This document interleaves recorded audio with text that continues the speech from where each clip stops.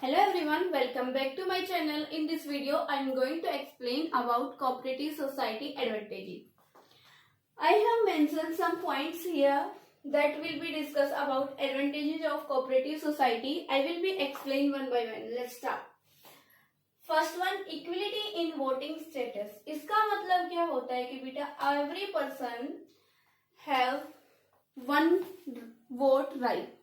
इसमें क्या होता है, हर पर्सन का एक वोटिंग राइट होता है. हर इंडिविजुअल को, जो भी कोऑपरेटिव सोसाइटी का मेंबर है, हर एक पर्सन को एक वोटिंग राइट होता है और उसका जो वोट होगा वो हर बंदे का जो वोट होगा वो इक्वल काउंट होगा बेटा. जैसे हमारे देखो, वन पर्सन वन वोट, ठीक है. Each person equal right. हर पर्सन को क्या होगा बेटा, इक्वल राइट होगा. जैसे हमारी डेमोक्रेसी इन इंडिया, अब हमारे जो वोटिंग्स होते हैं उसमें क्या होता है, डेमोक्रेसी होती है इंडिया में. ऐसे ही हर एडल्ट का जो वोट है वो एक ही काउंट किया जाता है. इसी तरह सेम होगा कोऑपरेटिव सोसाइटी में. एवरी एडल्ट, अब सबसे पहले हमने पढ़ा था जो कोऑपरेटिव सोसाइटी के लिए जो भी मेंबर्स होंगे वो एडल्ट होंगे, अब वो 18 ईयर्स. तो यहाँ पे क्या है, वन वोट. हर पर्सन को इक्वल राइट होता है कि वो वोटिंग राइट्स, उसके जो भी डिसीजंस होंगे, कुछ भी डिसीजन होंगे कंपनी के अंदर, तो वोटिंग्स का राइट होगा हर इंडिविजुअल को कि वो अपनी बात को सामने रख सके.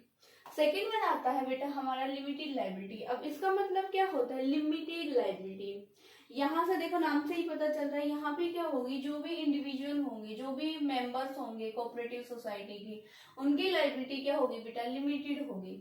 अब लिमिटेड का मतलब क्या होता है कि बेटा इन केस फ्यूचर में अगर कंपनी को या फर्म को, सॉरी, कोऑपरेटिव सोसाइटी को लॉस हो जाता है, in this case personal property, जो कोऑपरेटिव सोसाइटी के मेंबर्स हैं उनकी पर्सनल प्रॉपर्टी क्या रहेगी बेटा, सेफ रहेगी इन दिस केस.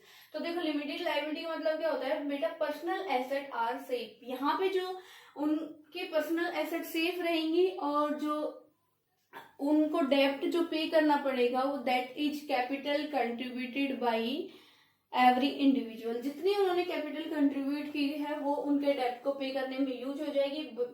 लेकिन उनकी जो पर्सनल एसेट है, पर्सनल प्रॉपर्टी है, वो क्या रहेगी, सेफ रहेगी. क्यों? क्योंकि because this is separate legal entity. यहाँ पे जो ओनर होता है, सॉरी, मेंबर्स होते हैं और जो cooperative society, both are the separate.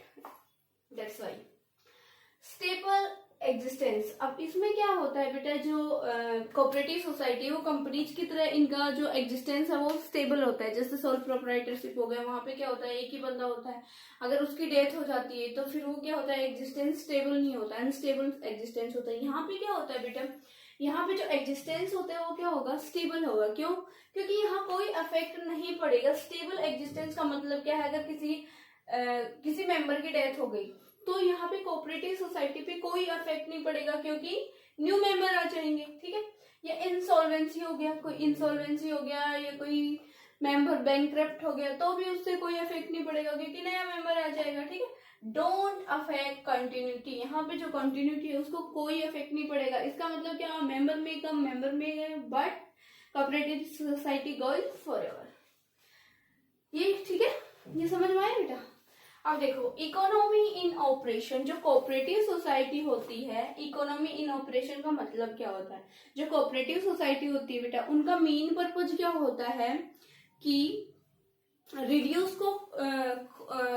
करना. किसको बेटा, कॉस्ट को, कि ज्यादा से ज्यादा हम कॉस्ट को रिड्यूस करें. और वो कैसे करेंगे, मिडलमैन को रिमूव करते हैं. मेन मोटिव ही कोऑपरेटिव सोसाइटी का ये होता है, रिड्यूस मिडलमैन को क्या करते हैं, रिड्यूस करते हैं. क्योंकि मिडलमैन जैसे ही आते हैं वैसे ही क्या होता है, वेस्टेज भी होता है और फिर कॉस्ट भी क्या होती है, इंक्रीज होती है. तो इनका जो मेन पर्पज होता है वो क्या होता है बेटा, कॉस्ट को रिड्यूस करना, ताकि वो लो प्राइस पे बेटर क्वालिटी प्रोडक्ट्स कंज्यूमर्स तक पहुंचा सके. ये मेन पर्पज होता है. इकोनॉमी इन ऑपरेशन का मतलब यही है बेटा, कम कॉस्ट पे बेटर क्वालिटी गुड्स प्रोड्यूस करना और वो सप्लाई करना. ये इकोनॉमी इन ऑपरेशन. ठीक है. फिर आता है फिफ्थ वन बेटा, सपोर्ट फ्रॉम गवर्नमेंट. अब देखो, इकोनॉमिक ये कोऑपरेटिव सोसाइटी, इनका मेन पर्पज क्या होता है बेटा, इनका मेन पर्पज क्या होता है, पब्लिक वेलफेयर. ठीक है.